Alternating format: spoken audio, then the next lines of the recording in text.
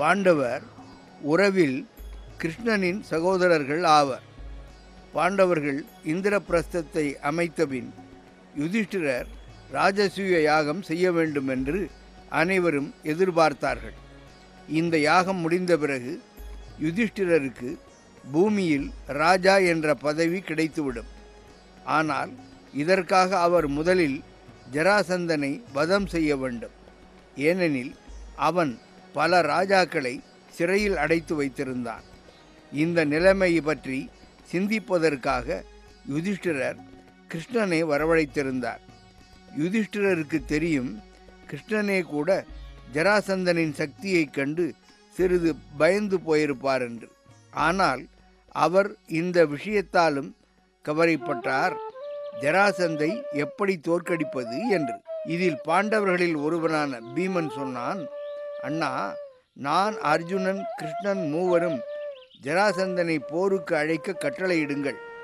நாங்கள் மூவரும் சேர்ந்து நிச்சயமாக அவனை கொன்று விடுவோம். முடியாது. தன்னுடைய நோக்கத்திற்காக தன் சகோதரர்களை ஆபத்தில் சிக்க வைப்பவர்களை போன்றவன் இல்லை நான் என்று யுதிஷ்டிரர் கூறினார். அப்போது கிருஷ்ண பகவான் கூறினார், யுதிஷ்டிரா, நான் எப்போதும் பீமன், அர்ஜுனன் கூடவே இருப்பேன். என்மேல் நம்பிக்கை வைத்து அவர்களை போகவிடு. அப்போது கிருஷ்ண பகவான் கூறினார், யுதிஷ்டிரா, நான் எப்போதும் பீமன், அர்ஜுனன் கூடவே இருப்பேன். என்மேல் நம்பிக்கை வைத்து அவர்களை போகவிடு. ஜராசந்தனின் சபைக்குள் நுழைந்தார்கள். ஆனால் அவர்களையும் அவர்களது ஆஜானுபாகுவான உடலையும் பார்த்த ஜராசந்தனுக்கு புரிந்துவிட்டது, இவர்கள் சாதாரண பிராமணர்கள் இல்லை என்று. ஜராசந்தனுக்கு இவர்களை எங்கேயோ பார்த்திருப்பது போலவும் தோன்றியது. ஆனால் அவன் இதை வெளிக்காட்டி கொள்ளவில்லை.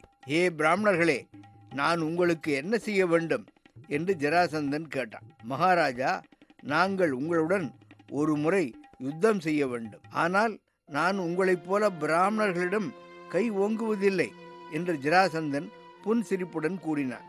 ஜராசந்தன் இவ்வாறு கூறியவுடனேயே கிருஷ்ணன் ஜராசந்தனிடம் தாங்கள் உண்மையிலேயே யார் என்பதை கூறிவிட்டார்.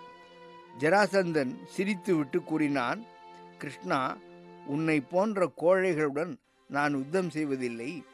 அர்ஜுனன் என்னை விட சிறியவன். ஆனால் பீமனுடன் யுத்தம் செய்வேன். அவன் எனக்கு சமமான பலசாலி. பீமனும் ஜராசந்தனும் யுத்தம் செய்வதற்காக மைதானத்தை அடைந்தார்கள். பிறகு இருவருக்கும் இடையில் யுத்தம் ஆரம்பமானது. முதலில் கதையை வைத்து யுத்தம் செய்தார்கள். அந்த யுத்தம் மிக பயங்கரமானதாக இருந்தது. முடிவில் இருவருடைய கதைகளும் உடைந்து விட்டன. இதற்கு பிறகு இருவருக்கும் இடையே குஸ்தி சண்டை நடந்தது. இந்த குஸ்தி சண்டை 27 நாட்கள் வரை நடந்தது. ஆனால் இருவரில் யாரும் வெற்றி பெறவில்லை. கடைசியில் ஜராசந்தனுக்கும் பீமனுக்கும் நடந்த யுத்தம் யாருக்கும் வெற்றி தோல்வியின்றி முடிவடைந்தது. அடுத்த நாள் பீமன் ஜராசந்தனுடன் மல்யுத்தம் செய்ய போக வேண்டியிருந்தது. அதனால் பீமன் மிகவும் பயந்து போயிருந்தான். பீமனின் இந்த நிலையை பார்த்த கிருஷ்ணனும் கவலைப்பட்டார். இதை பார்த்த பீமனுக்கு புரிந்துவிட்டது, இப்போதுதான் என்ன செய்ய வேண்டும் என்று. யுத்த களத்தில் மறுபடியும் ஜராசந்தனுக்கும் பீமனுக்கும் இடையே மல்யுத்தம் ஆரம்பமானது. நடுவில் ஒரு சமயம் பீமன் ஜராசந்தனின் கால்களை பிடித்து தூக்கி பூமியில் வேகமாக தூக்கி எறியும்படியான நிலை வந்தது. அதன் பிறகு பீமன் ஜராசந்தனின் உடலை நீளவாக்கில் 2 பாகமாக கிழித்தான். பிறகு இரண்டையும் எதிரெதிராக தூக்கி எறிந்தான். இந்த விதமாக ஜராசந்தனுக்கு முடிவு வந்தது. ஜராசந்தன் வதத்திற்கு பிறகு கிருஷ்ணன் அவனது பிள்ளையிடம் போனான். அவனிடம் அரசர்கள் எல்லோரையும் விடுதலை செய்யச் சொன்னார். அவர்களையெல்லாம் அவனது தந்தைதான் அடைத்து வைத்திருந்தார். அதற்கு பிறகு யுதிஷ்டிரரை தனது ராஜாவாக ஏற்றுக்கொள்ளச் சொன்னார். ஜராசந்தனின் மகன் கிருஷ்ணன் கூறிய எல்லாவற்றையும் ஒப்புக்கொண்டான். அதனால் ஜராசந்தனின் பிள்ளை கிரிவராஜனை அந்நாட்டுக்கு அரசனாக்கினார். கிருஷ்ணன், அர்ஜுனன் மற்றும் பீமன் மூவரும் இந்திரபிரஸ்தத்திற்கு திரும்பி வந்தார்கள்.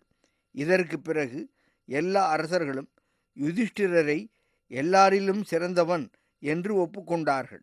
விரைவிலேயே யுதிஷ்டிரர் ராஜசூய யாகம் செய்தார். அவரது பல நாள் ஆசை நிறைவேறியது.